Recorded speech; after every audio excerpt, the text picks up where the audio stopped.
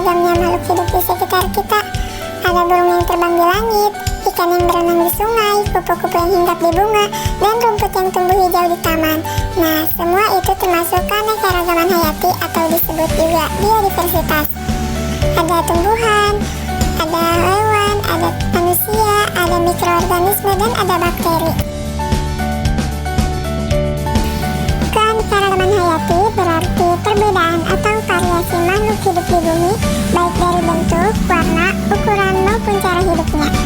Keanekaragaman hayati dibagi menjadi 3 tingkatan utama loh. Yang pertama, keanekaragaman gen, yaitu perbedaan dalam satu jenis makhluk hidup. Contohnya, ada berbagai jenis padi, ada padi raja lele, ciherang, dan IR64. Yang kedua, keanekaragaman spesies, perbedaan antara jenis makhluk hidup, misalnya kucing, harimau, dan singa. Mereka sama-sama keluarga kucing, tetapi termasuk spesies yang berbeda. Dan yang terakhir, ada keanekaragaman ekosistem, perbedaan tempat hidup makhluk hidup di bumi. Ada hutan, laut, dan padang pasir. Tiap ekosistem punya kehidupan khasnya sendiri. Dari perbedaan gen, spesies, hingga ekosistem, semua membentuk satu kesatuan kehidupan di bumi yang indah ini. Bayangkan kalau di dunia hanya ada satu jenis hewan, satu jenis tumbuhan, dan satu jenis makanan, tentu hidup akan membosankan dan tidak seimbang. Keanekaragaman hayati bukan hanya membuat bumi indah, tapi juga menjaga keseimbangan alam, rantai makanan, dan kehidupan manusia. Teman-teman, tahukah kalian kenapa keanekaragaman hayati penting untuk dijaga? Karena hewan, tumbuhan, dan manusia hidup berdampingan dengan harmonis. Keanekaragaman hayati punya banyak manfaat dalam kehidupan kita loh. Salah satunya sebagai sumber pangan, contohnya seperti beras, jagung, ikan, dan daging. Yang kedua sebagai bahan obat, contohnya banyak tanaman yang bisa dijadikan obat alami.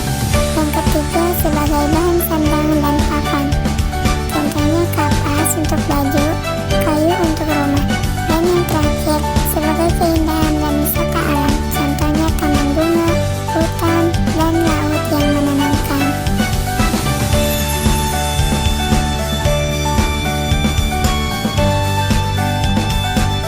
Tapi sayangnya keanekaragaman hayati bisa hilang karena perusakan alam, penebangan liar, atau pencemaran lingkungan.